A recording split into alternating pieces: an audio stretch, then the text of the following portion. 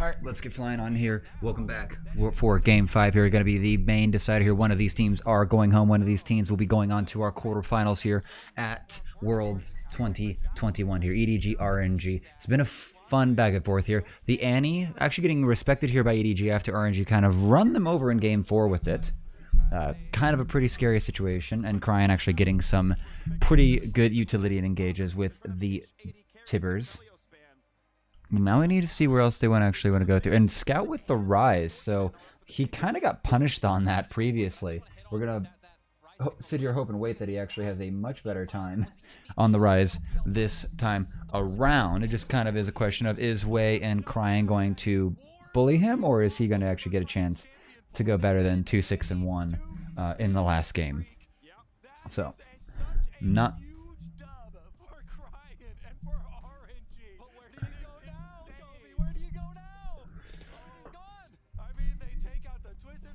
Twisted Fate, yeah. Well, they're kind of running out of options, really. Twisted Fate's gone, LeBlanc's gone, the Lucian's was a possibility. So, yeah, Scout ended up... I think they're heading around where Scout's kind of being pinned into this pick, which I wouldn't consider like the worst thing in the world, all things considered. Let's see, Misfortune coming back on in. The Lee Sin has been locked in, of course. And is Viper going to get his Ezreal here? It would be a very... It'd be probably one of the last good damaging AD carries. Its popularity was much higher back in play-ins, but it's still kind of been hanging out here, and I would prefer it over the Jhin, honestly. Jhin, great for utility, but poor for like really later game carrying damage, and is not going to be able to do the kind of damage that the Misfortune can do with her bullet time, especially if she goes lethality, which I would really favor at this point. I still feel like it just melts people so much faster than they're prepared for.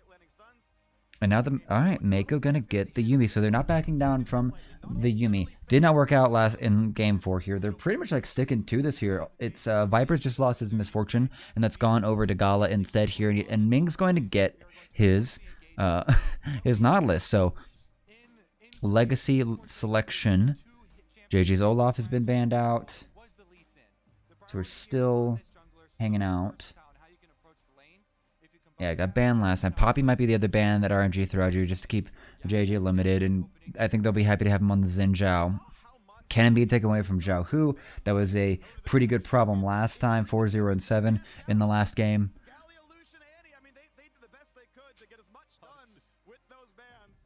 We're just trying to make Cryan, even though Cryan's not held in high regard for some analysts, but he's getting 3 bans, like kind of thrown in his direction, if you will. Maybe not exactly the Lucian. And there's the Poppy ban. So RNG, yeah, kind of sticking out their main ban picks here, with only like the Aphelios is like the only adjustment. They banned the Lee Sin last time instead, but they took that for themselves. So what's gonna be the last ban here from EDG? They did the Rel, Rakan, Nautilus, Lucian, Galio last time. They're gonna get rid of the Malzahar. So getting rid of just like the easy pick, getting rid of the Crown champion. This is actually ridiculous that this player has drawn this many brands right now and in this game. Super surprising considering his stature coming into the tournament.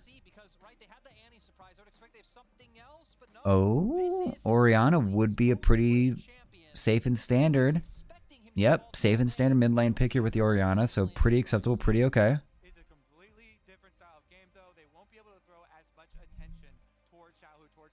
Yeah, this is gonna leave Zhao quite isolated here. Jace, Irelia, is Graves up and available? Yeah.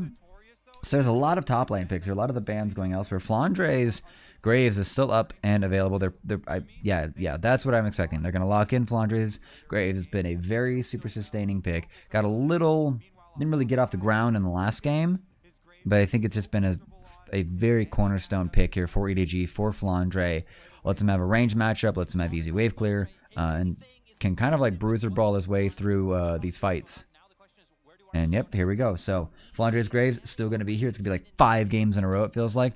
And Zhao Hu is going to put down the gauntlet and bring out the Gwen. The team fight power on the side of RNG might have just got cut down a little bit, but the split push power and Zhao Hu's ability to just sort of 1v2 some people has gone up dramatically here with this Gwen pick. solos very early on, which is not something that we've gone into a lot of the games with, is having that early priority for top triangle of the map. I want to see how they actually utilize that, because RNG are, like you're saying, Freak, throwing a lot more into the later stages of the game. Gwen scales like an absolute monster. Mm-hmm. So many team fighting tools here with the Nautilus, with the Orianna being able to combo. So early attention might Yeah. change All right. away Well, from the top side. Like let's give you a nice little flip of the situation. I don't think we've actually seen Gwen this whole and make use of those big series. I think it's actually the first time it's being brought out. It doesn't look like. All right. Yeah. So last time it was brought out was at least in groups. Looks like RNG brought it out against Homolife, and it did not work out for them.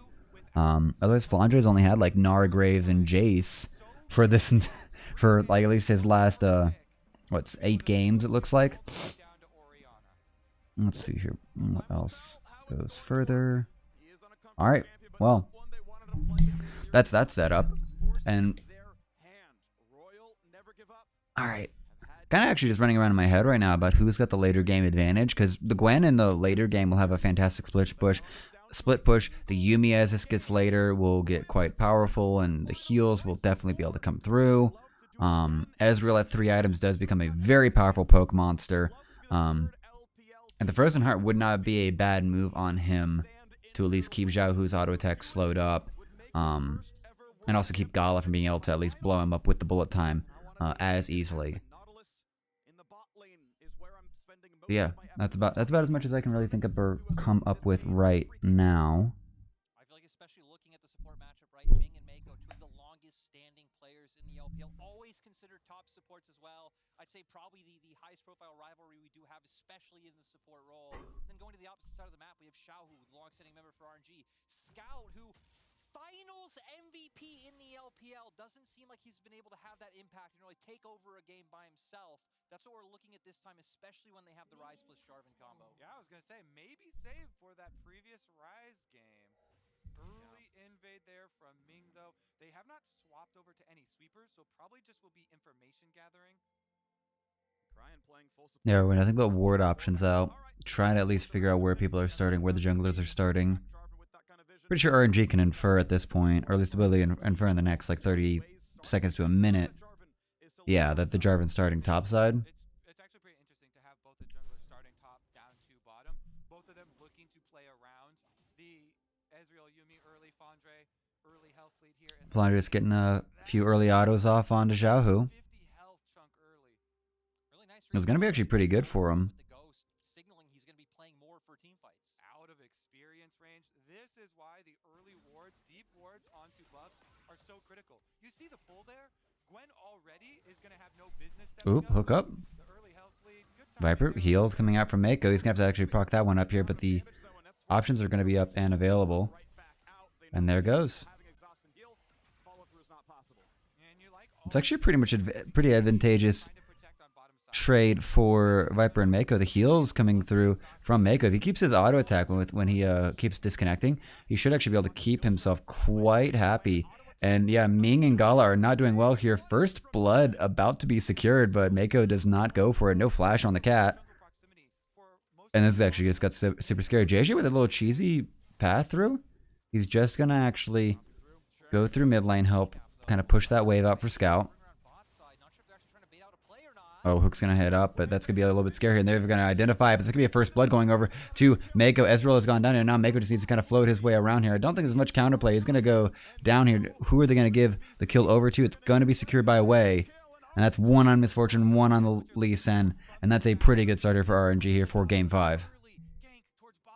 Even the wave right now in such a good position for Gala to be able to pick this one up. Though EDG looking to punish. JJ able to walk in his pretty much full HP. No, not much to do there. Just trying to actually secure their basic needs, basic jungle needs. So it would Gala looking very appetizing down there, backing at like 150 health, but there's not gonna be any motion for it. I think with the Jarvan just showing, they know that they can win this play here, and Viper just overextending here, just arc just shifts forward. And it just isn't good here. I do appreciate that RNG are just reading that so well here. Like, Way is just like, you know what? We just saw Jarvan over there. Like, Ming nail the hook, get onto this Ezreal, and we've got ourselves a double. And they play it just well, and Viper just not respecting, and maybe even the EDG just being a little short on tracking where the Lee Sin is at that time, or at least the possibilities, really. Shifts right into a Nautilus, and suddenly it's going pear-shaped. But that said, the gold is close. Top lane, big lead. Jungle out farming. 7K for 6.8. EDG are not out of this game by any means. Nope, and I think just waiting for this wave to get pushed in. But Lee Sin's top side here, so not much to really worry about.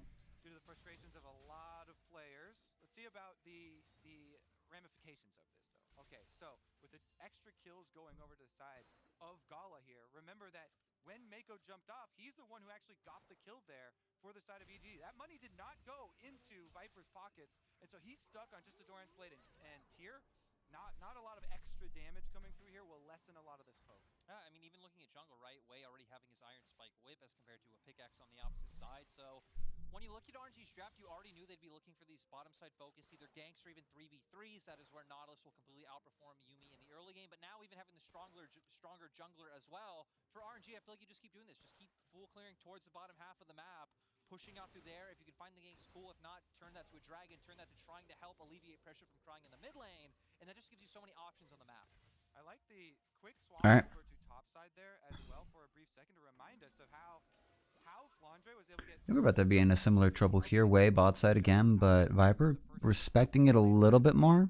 Forced him to sit under turret. Teleport back in for Flandre top side. Top side's maintained a pretty equal situation. Jahu's going to now do the same, teleport himself back in. But it feels like Flandre's had control of this top side for quite a while here. He's gotten level 6 ahead of Zhao Hu. And with the teleports being spent by the top laners, there's not going to be any... Yeah, it's just going to be a free Drake, free first Drake over for EDG, prior from Viper and Mako on the bot side. Equals free Drake. It's going to be Ocean Mountain for the first 2 Drakes. So Infernal or Cloud for our final game of the day here. And Flandre confirms the second scuttle top side. So yeah, it's still looking really good here. It's a very tamed early game here. Viper like ints a little bit with Mako. This is still a pretty well maintained early game. Nothing too crazy just yet. 6.5 minutes in. Oh, here comes a little bit of interesting pathing here, JJ. Not going to spot this. No sight on this. JJ might actually be a little bit behind the play. They see Ming's positioning now they know where Wei is here, but Viper needs to find his way. I was going to shift over, and now it's going to be a re-engage back onto Wei, and I think he's about to go down here. Mako's going to start rotating over. He's going to secure the kill, unfortunately. Hook out from Ming, trying to do his best Spider-Man impression, but I think he's still getting rooted out. Scout has arrived, and Ming's going to walk away at like 1 health here. Shockwave to try to like hold them back, and that Shockwave, I think, saved Ming's life. So Cryan coming in clutch here with his own roam to counter and match Scout, and at least means that only Wei dies in that exchange, which is a pretty good consolation, at least the silver lining for that exchange. And now Cryan actually gets to come on back and push this wave in and maybe deny a little bit of CS from Scout. But they're reading this. Ming just kind of like gives away the hand, and once that misses, Wei has to just start finding his way out here. The engage is not there. He is out of mobility options, and he's just going to go down here. A little sad Mako gets the kill. Ming barely finds his way. Oh, JJ in a little bit of trouble here. Scott's going to try to actually get his way into this, but it's going to be a little bit of trouble. Going to actually press back in his way. Going to try to find his way through, but they're going to chase down Scott. Crying. They don't even care. They're just going to kill Wei off as they pass by here. Viper confirming that one. Now it's Ming and Cryan. No turn. Flandre with the cat. Meanwhile, with the top wave building, that's all they're going to be able to push in. EDG, huge victory over the map early on. And that'll actually begin the Herald. Everyone's on their way back. EDG are going to have to do a pretty quick job here. Flandre just kind of bullying his way on up, not letting Zhao Hu get anywhere near this Herald. But now it's going to end up with EDG might get surrounded here. Gala level 6 with his bullet time. They're going to let it go. Okay. So, Herald going over to EDG. Getting a lot of all the early Getting a lot of all the early objectives here for EDG here. So really strong start for them overall. They've got like a minor 500, gold lead. Just need to see if they can actually maintain that. I will say one of the reasons that Viper and Mako were there first for that play is sacrificing the wave on bottom side. Gala finished up pushing it in. That's why it's pushing back now towards them. So Gala got the extra wave of money, but EDG got the extra play. You got the bigger value ticket item. Yeah. Well, they got extra play, extra plates coming in, especially with the Herald. With the bottom lane move. Yeah, Gala, I was completely wrong. Gala being able to catch the wave, nice job from him. But so hopefully that can even out. We're going to have to see what EDG are able to do with the Herald themselves. Wave might have been caught out here a little bit. EDG going to be on the chase here, and that's going to be plenty enough damage. He's going to get dunked on here, and I think last chapter proc by Mako unnecessarily, and that's going to be another kill here. EDG finding these opportunities here, Way just overextending and getting punished for it. And this Yumi's kind of getting a little fed here. It's bloodthirsty support time for Mako. He wants to win this. He wants to win this. He wants to make Clear Love proud.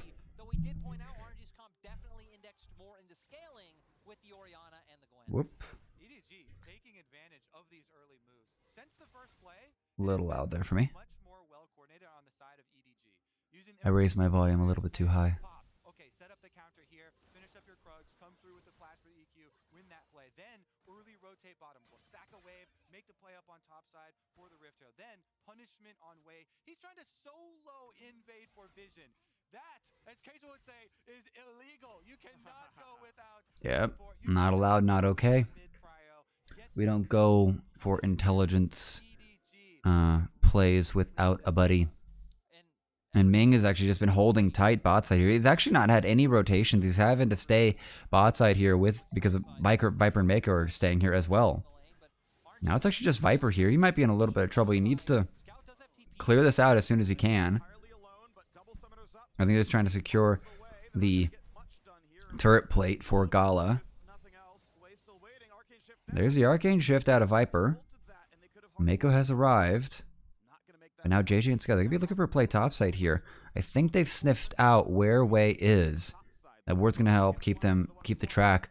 But Zhao Hu, he's actually timed himself to where he's not going to be diveable. He's going to be way too far back. But this Herald's got to get dropped here.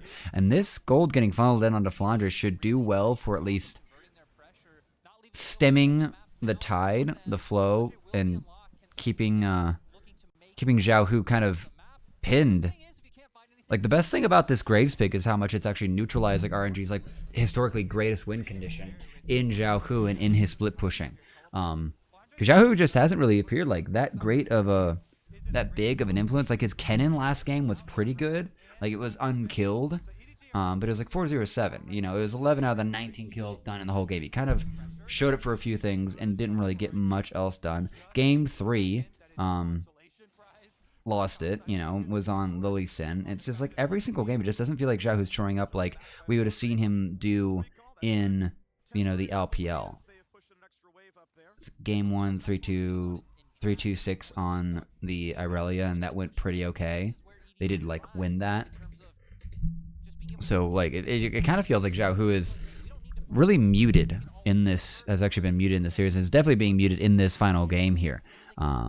CS is still holding even with Flandre, but that's like kind of like Graves is perfectly happy for that. He's perfectly happy to do that. He doesn't need to carry hard. It's much more on Zhao Hu. It's much more on RNG to get this top laner ahead. And losing his first turret, I think he should actually be really freezing this wave right now, but it looks like he's pushing that out.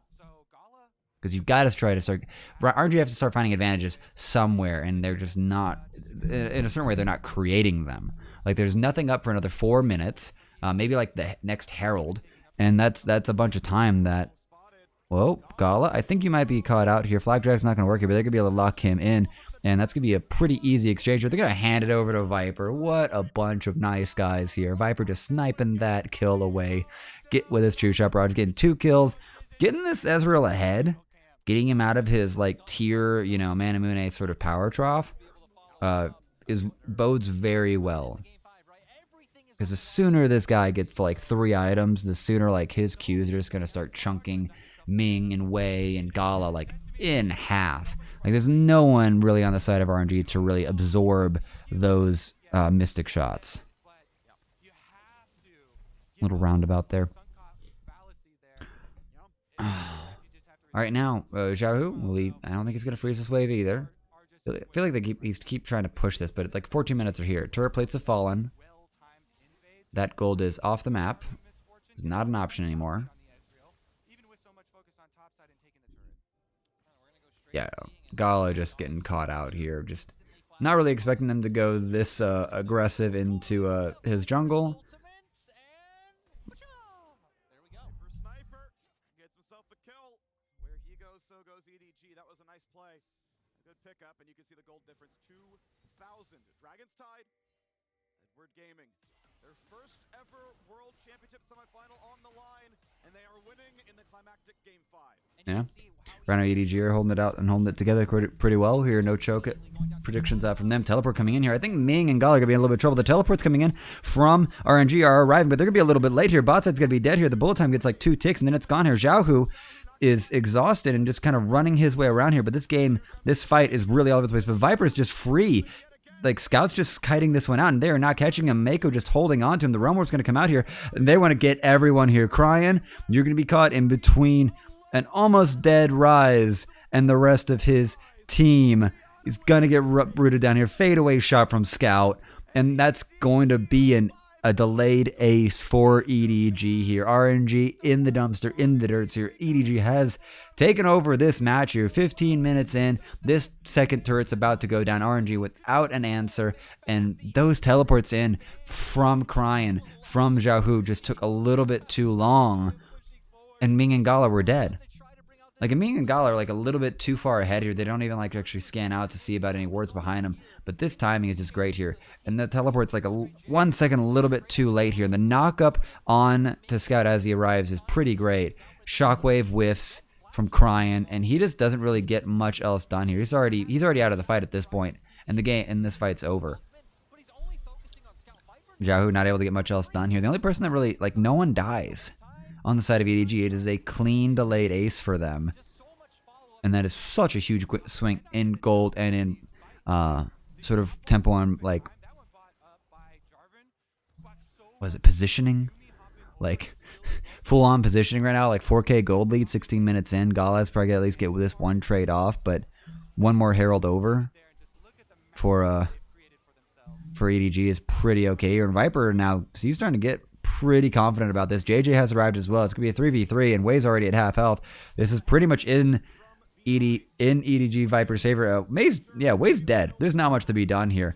Last chapter's gonna come out. Ming forced to flash. Scout has arrived. He's gonna be able to root him up here. Ming, I think you're gonna be gone, and you're gonna be dead, my friend. Here, long lane in the bot lane. Flandre dropping this Herald mid side, and that's gonna be a 3. That's gonna be 3-1. Xiaohu's gonna get a little bit done top side here, but this second charge is gonna put them ahead by like another good, a good chunk, if you will, of turret damage.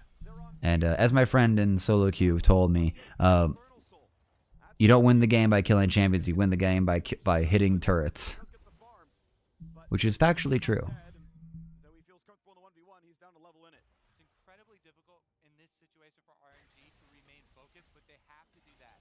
These are the moments where you have It's actually where, yeah. So I kind of want to like just harp. I keep wanting to harp in on this actually because it's just so obvious here. Because like Xiaohu's been left topside here. He's been left topside. He came down for like that fight bot, and it just didn't work out here. He died. Now he's like 22 CS, below Flandre. He keeps trying to like get some sort of action going on topside, but like EDG are like have him cleanly neutralized because of Flandre's pick. They are playing to the bot side, getting this Ezreal ahead, which is plenty ahead. Scout's also like 3-0-4, so we're like running out the gates here. But EDG play for bot. And a little bit of mid, just make sure Scout's comfortable, and they're fine. Like this ends up being a bot-centric game. This is Viper versus Gala, and Viper is coming out on top, clearing ahead, and it's with like the much more passive pick with the Ezreal. Usually, it's like Ezreal's like super safe pick. You don't even want to play through him. It's not really a part of it. But between counteracting the plays or the ideas from RNG and just capturing their bot lane out of position. and just finding like the free little picks in the jungle. It's really done a lot for him. And Ming, now they're trying to actually get a little flank around, but Ming, it's got to get the hook on Flandre. It's not really going to lead too much. They saved the turret for a little bit longer. It's probably about as much as we can say for that. Meanwhile, the scout up here, he's going to, yeah, he's going to be able to actually get a little bit done here onto this turret. And EDG playing this quite cleanly. Got plenty of wards right around where anyone would be rotating from the mid lane through that red jungle.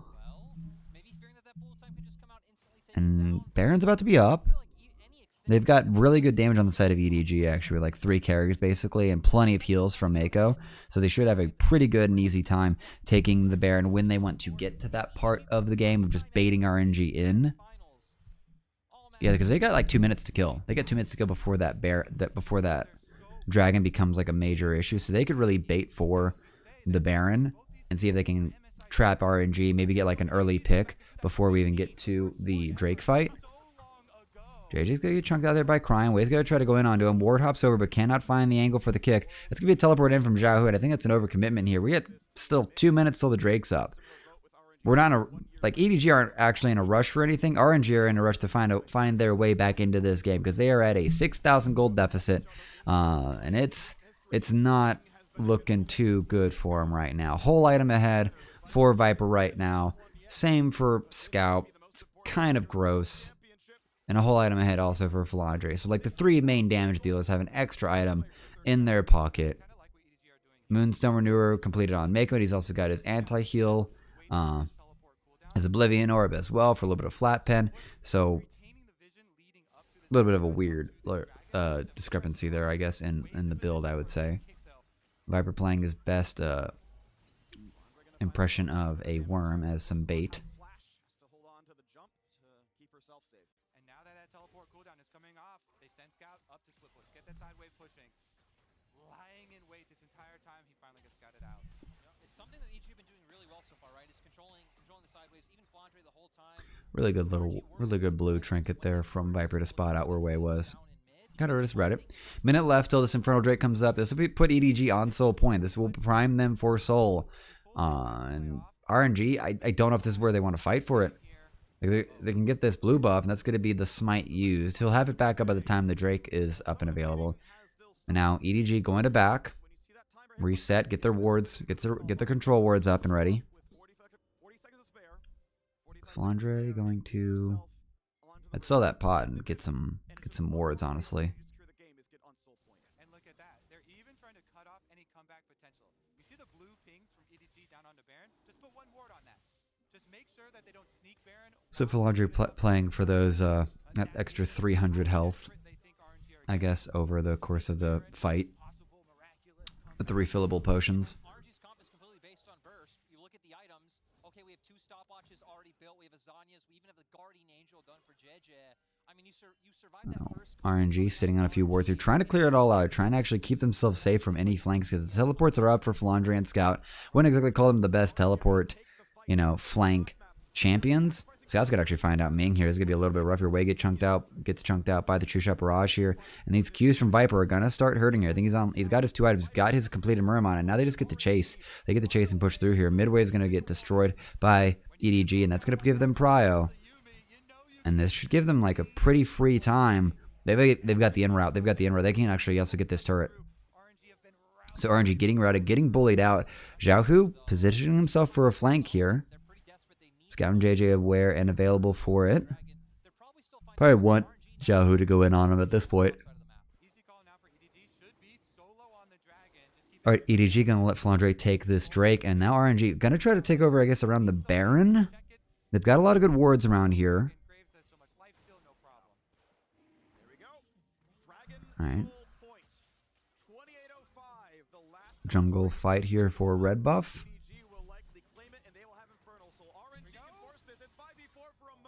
Secured by Way.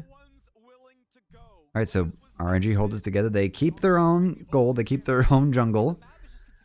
Pretty acceptable terms there, I would say. They get mid lane turret, they get dragon, they even get their vision back topside that theoretically they were trading for to take dragon. So EDG just slowly choking RNG out. RNG at least haven't presented any big openings in the past few minutes for EDG to find a fight they can snowball off of. But now we're on Soul Point. We're 4 minutes and 20 seconds away from a fight that RNG need to take. The mental game of telling yourself, all right, farm for late, concede a little bit. All right, where are we at here? Yep, he's going into the Frozen Heart. Viper's got his, was it Frozen Shard? I think it's a Frozen Shard there. So Viper getting a little bit harder to kill right now, and like it's gonna be on like Xiaohu or Crying to like get on top of him to really make that happen. But Viper I think is gonna have way too many heals, peels, and stuns and roots available on his team to keep him alive. Because yeah, he's gonna start getting these divide and center procs out. These mystic shots are gonna start hurting. Next one puts like Ming near half health. Try to turn because they do have the Jarvan available and they are so far ahead. Trying to look for the small comeback for RNG. You look at the double item completion here now for Gwen. Once you get Cosmic Drive, your cooldowns are so small, so you can chase people down very Look effectively. at Ming. I think you're being in a little bit of trouble here. 3v1. Shujab is gonna clip him. He's gonna be below half health right now. About. I think RNG are gonna have to give away this turret. Viper gets this one auto off.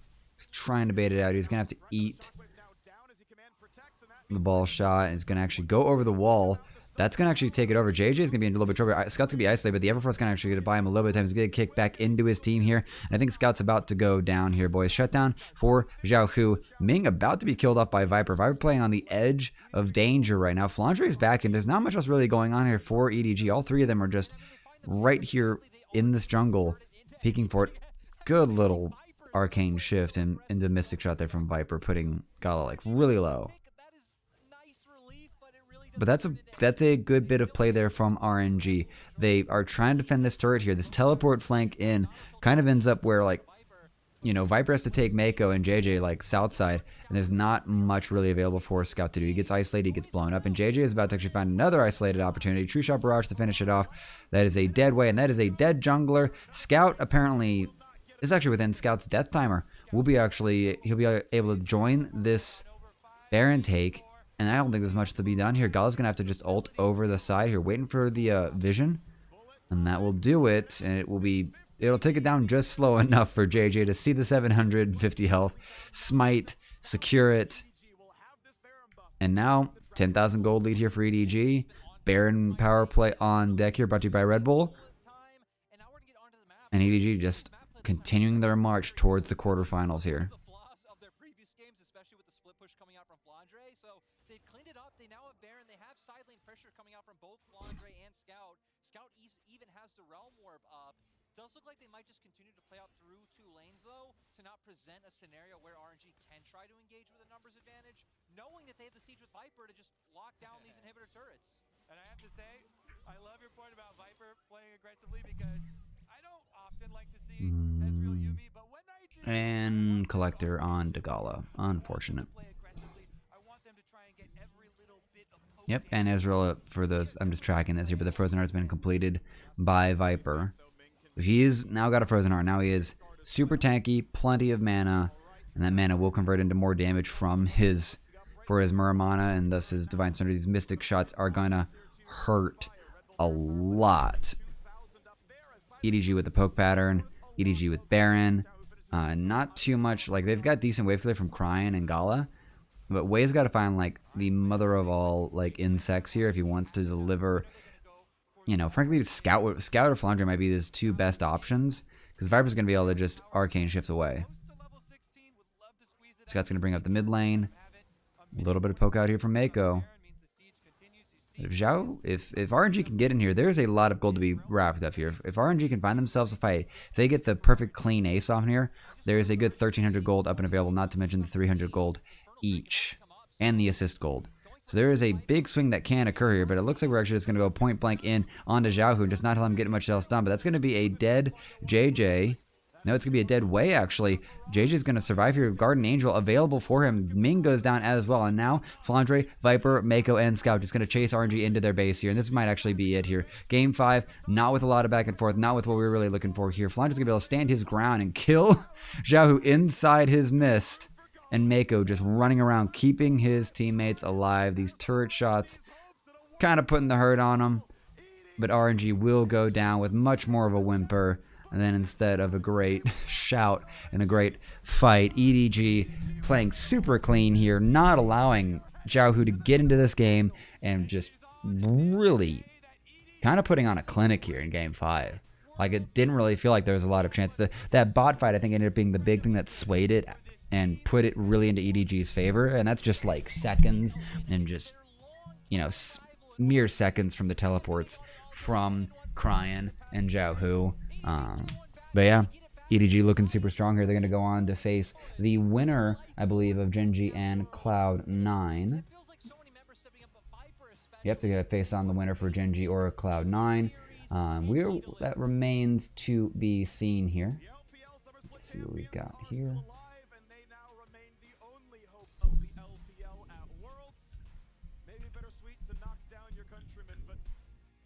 So thank you for all that, and we'll see you tomorrow for the next game.